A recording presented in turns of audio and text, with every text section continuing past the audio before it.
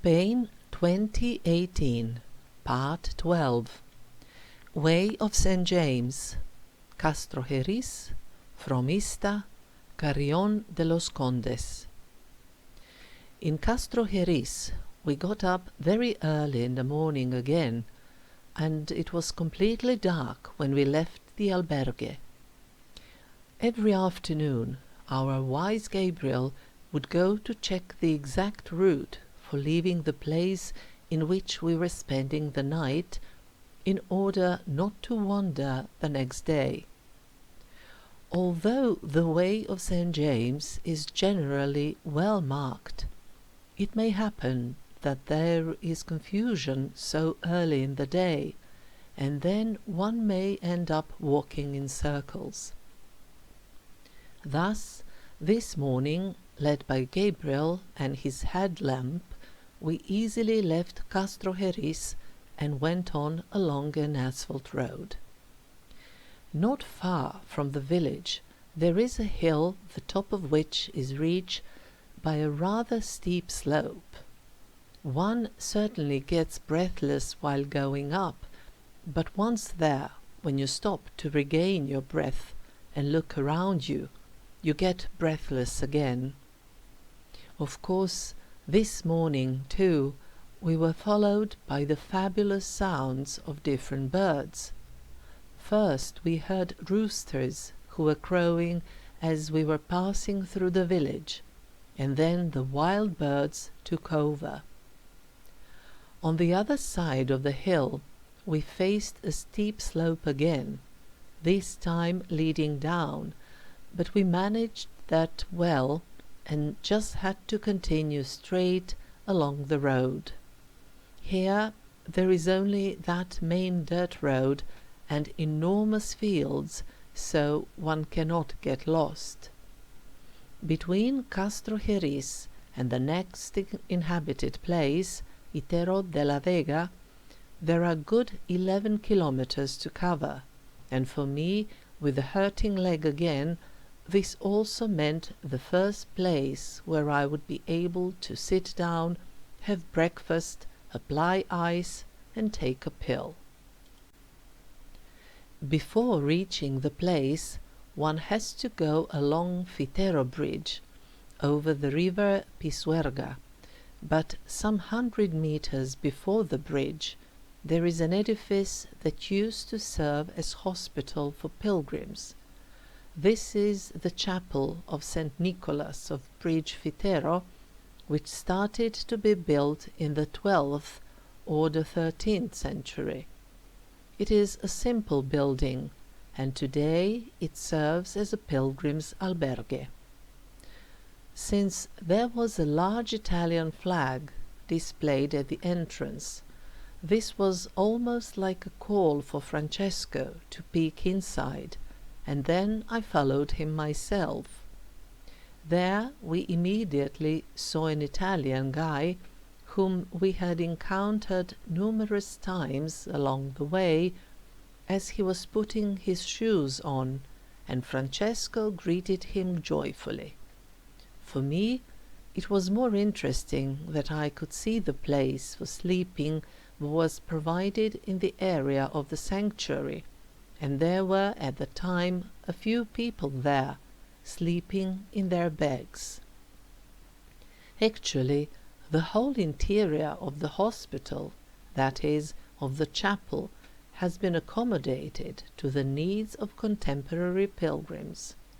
There was a large dining table, a kitchen, as well as a notice board. As I was taking photos, trying to steady my camera in order not to have blurred pictures, I realized that one of the persons who had woken up and was just getting to her feet was our Angela.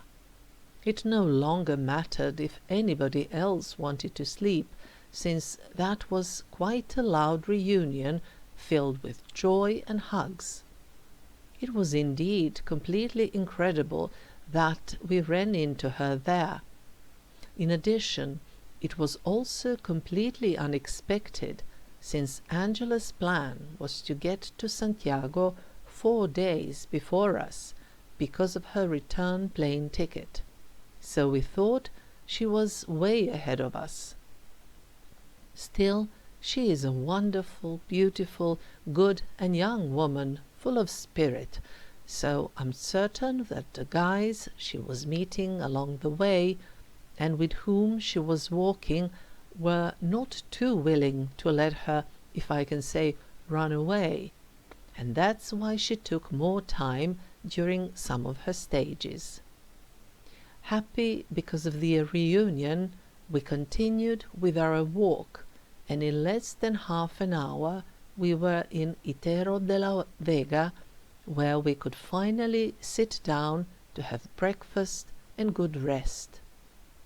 When we resumed our walk, at the very exit from the village, we passed by an abandoned house with walled-in windows and a mural. We stopped briefly and laughed, since we said the images on the mural were like the three of us. It was just not clear what the role of the little witch visible in the shade was. Then, in the scenery we were going through, enormous fields, mostly with grain, started to rule again. I truly enjoyed the beauty of the landscapes around me. When we got to Boadilla del Camino, we noticed some storks on the top of the local church, and it was Francesco who was particularly interested in them, so during the rest of our way we continually paid attention to these birds. It may be seen that humans help them in the building of nests by providing the platforms on which the storks then, during the construction of their home, lay down twigs. After this place, the landscapes changed mildly again, but kept being stunningly beautiful, while the way led along the Canal of Castilla. The Canal of Castilla, which is used for irrigation, was built during the second half of the 18th century and the first half of the 19th century, and its total length is 207 kilometers.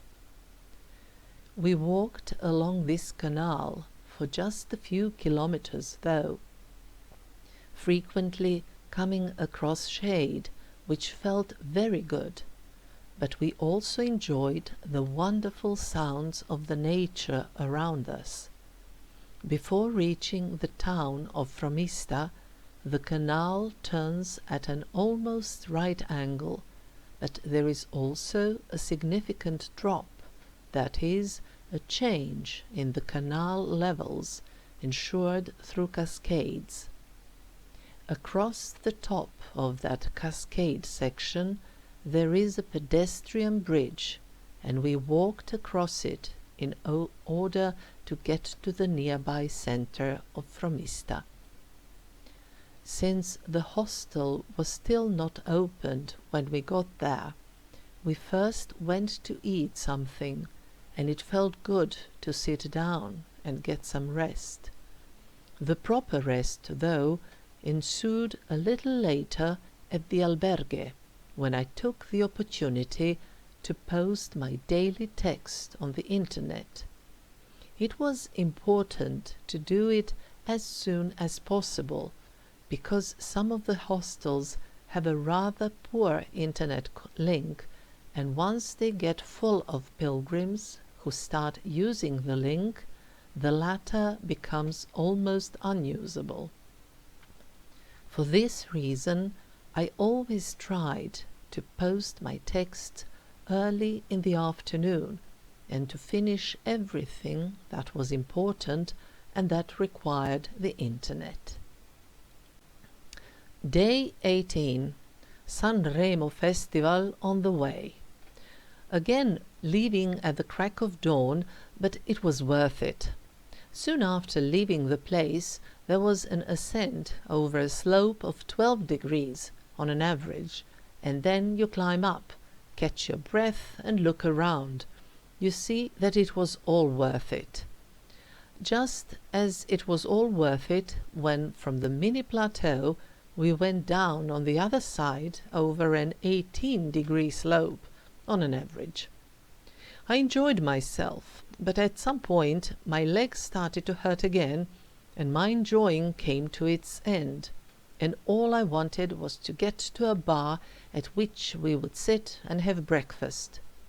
These breaks actually rest one much more than what might be presumed, taking into account the brief time spent there.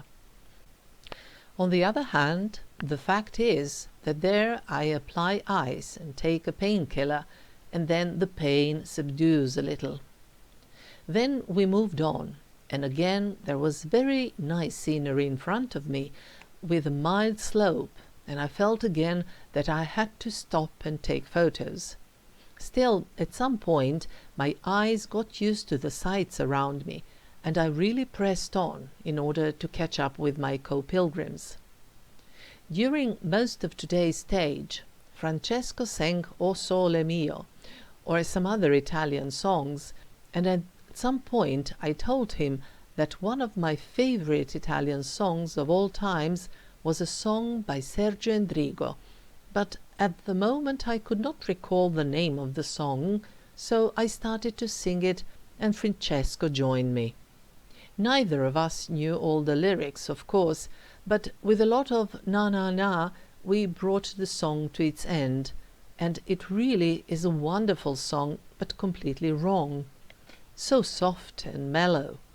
Then Francesco, being a man of experience, remembered a much better one, Azzurro by Adriano Celentano, a great song and very appropriate for the moment, because it was almost like a march, rendering a good rhythm.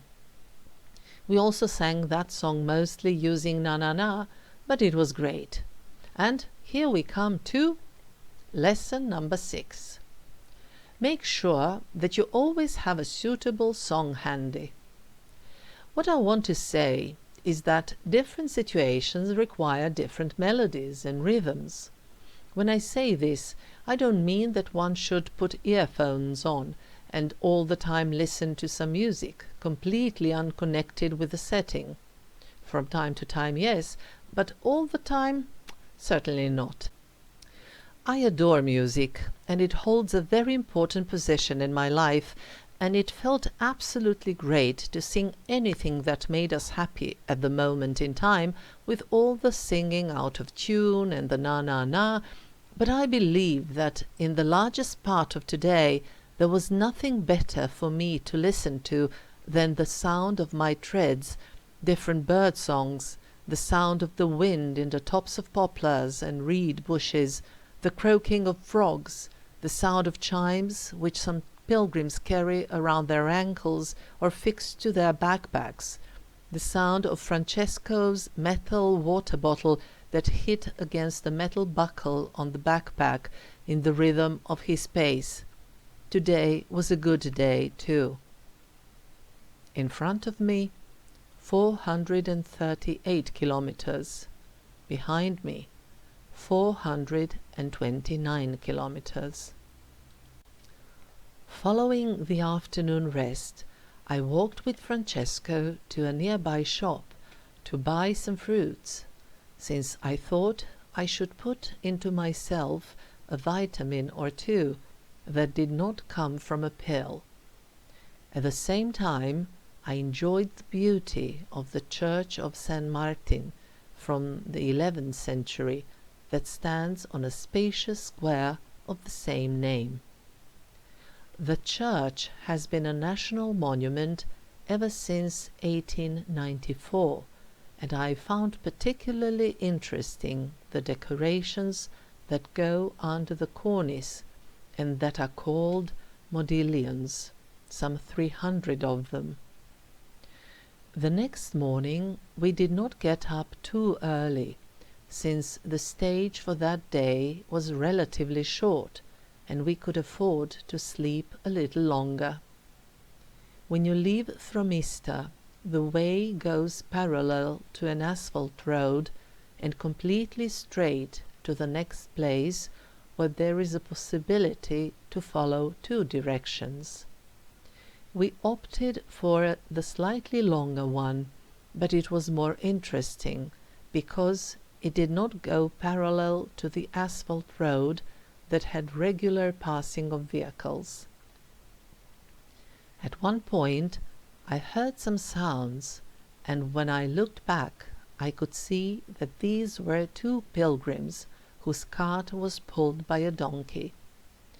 During our way, the three of us came across them from time to time. As far as I got it, some of it I heard from other pilgrims. The two of them walked, while the donkey pulled the cart on which they carried everything they needed, including a tent, olive oil they had produced themselves, as well as other things they need. There was also their dog with them. Before entering village Villacassar de Sirga, the way passes by a dovecot. In Palencia province there are more than 900 dovecots, and these are examples of traditional local architecture. These are relatively big structures, most often made of adobe, with different ground plan and shapes, and their purpose was to support the family economy in two ways. They were used to get young pigeons, as well as good quality fertilizer. This approach to pigeon breeding has been used since the Roman times. The dovecot we stopped to visit dates back to the 19th century. Village Villacassar de Sirga, that is, its centre, was completely impressive with its church of Santa Maria la Blanca, built during the period from the 12th to the 14th century, as well as with some other buildings. But apart from a break during which we refreshed ourselves with a drink in one of the bars, I simply had no strength to do any sightseeing. Still, even the tiredness and painful legs did not prevent me from having a photo with my friends taken. 6 kilometers farther we came to town Carrión de los Condes, and there we stayed at one of the parish albergues that offer accommodation solely to pilgrims. It was one of the best places we stayed at. Everybody got a regular bed, not a berth, and each bed had wonderful, spotless, real cotton sheets for only €5. During the check-in process, I chatted a little with a volunteer host who was from England, so it was easy for me to communicate with him. He told me that he had done pilgrimage several times, and once he walked in rain for 10 days. He would get wet, then the rain would stop and he would get dry, then the rain would start again, and so on numerous times. On another occasion he walked in snow, and once he was caught up in hail. I just thought how lucky I was, since the weather was mostly fine, in terms that the temperatures were not too high, while rain was also a rarity, and it had never rained while we were walking. Admittedly, since I was walking in the middle of the European summer, even when the temperatures were not too high, already at the end of the morning, out in the open with no shade, the sun burned mercilessly, and then it was not pleasant to walk and to get exhausted. That host also told us that a mass for pilgrims would be held in the nearby church of Santa Maria del Camino in the evening, and a little later Francesco and I agreed we would go to the mass together. Still, before all of that, I had my shower, lay down in the wonderful bed to have rest, and also posted a new text. Day 19. Mathematics. We were a little, if I can say, late this morning, but that was only because we had planned to cover less than 20 kilometers. So we left at 6:30 and I slept until 6 a.m. Back at home, I would just turn in bed at this hour. Today's day is important for many reasons, and somehow they all come down to math and figures. Today I covered the half of the way in terms of the number of kilometers. The same goes for Francesco, since he had also started from Somport Pass. But naturally everything in this life is relative, and thus one of these days Gabriel started with his last quarter, since he had commenced his pilgrimage back in Arles in France, and that route is around 1,800 kilometers long. A few days ago we met a young German, 22 years, who had been walking for over 80 days. He had left from his place close to Munich. So there are options, one just needs to start, and so we have a new lesson. Lesson number 7. If you do not make the first step, you will get nowhere. But let me go back to the math. Today I also entered the second half in terms of the time. According to the plan, I have 17 days left before I get to Santiago de Compostela. It will not be the end of this journey, but it will be the end of the pilgrimage. And finally, since I'm throwing figures around, let me mention that regardless of the breaks and coach transfers, I did walk quite a lot. So far, 271 kilometers. In front of me, 419 kilometers. Behind me, 448 kilometers.